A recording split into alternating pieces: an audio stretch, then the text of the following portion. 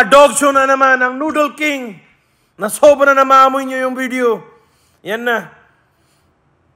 Literal, Diyos ko, ano na yan. Sobrang 1 toneladang sibuyas, 1 toneladang cabbage, carrots, green bell pepper, minekos-mekos na ninsan, kinamay niya na, no problem! Ano yan? Soya. Soya balls.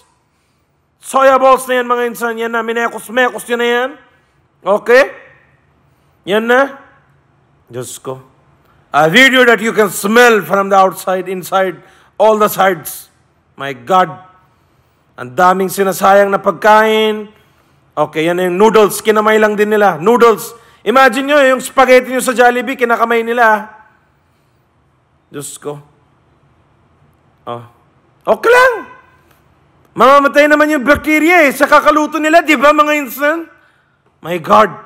Yan na. Pinunit-punit niya na yan. Yan na. Oyster sauce. Punit niya na, ubos na rin. Bago na. Lagay na oyster sauce. Okay. Diyos ko, Lord. Parang aso na kain yan. Mas maayos pa yung pagkain ng aso natin. Yan na, soda water. Oh, tinitigdan niya pa. Baka kakala niya, alak na niya. Na ininom niya kagabi. Yan na, nilagay niya na. Soda water.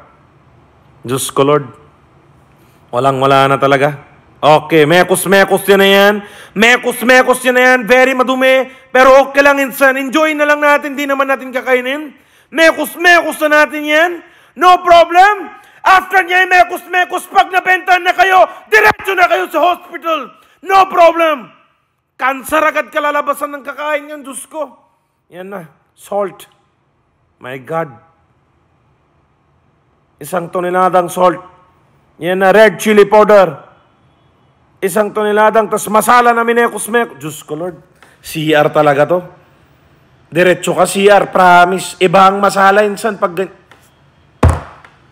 isang bulubundukin na ng mga masala at asukal and salt. Palo niya na yan.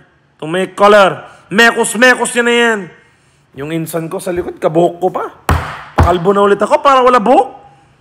Sobra na yan. Yan, nalagay niya na used oil na may... Ano yung laman ng mantika niya? Grabe, dugyot naman. Anyways, manood na lang tayo. Mekos-mekos na ninsan ko yan, no problem. Okay, yan na yung dog show. Nililipat yan na yung take-out ng mama niya. Pasensya na kayo, insan ha. Ganyan talaga sa amin. Sobrang malinis. Yan yung pinoprotektan ng mga kalahay ko dito sa Pilipinas. Para magbuka silang malinis sa harap nyo. Hindi naman kailangan eh. Kaya nga tayo na sa Pilipinas para, alam mo yun, yan na yung mga dine-in. Yan na yung mga soya balls. Kain nyo na yan, Diyos ko, sibuyas, kinamay.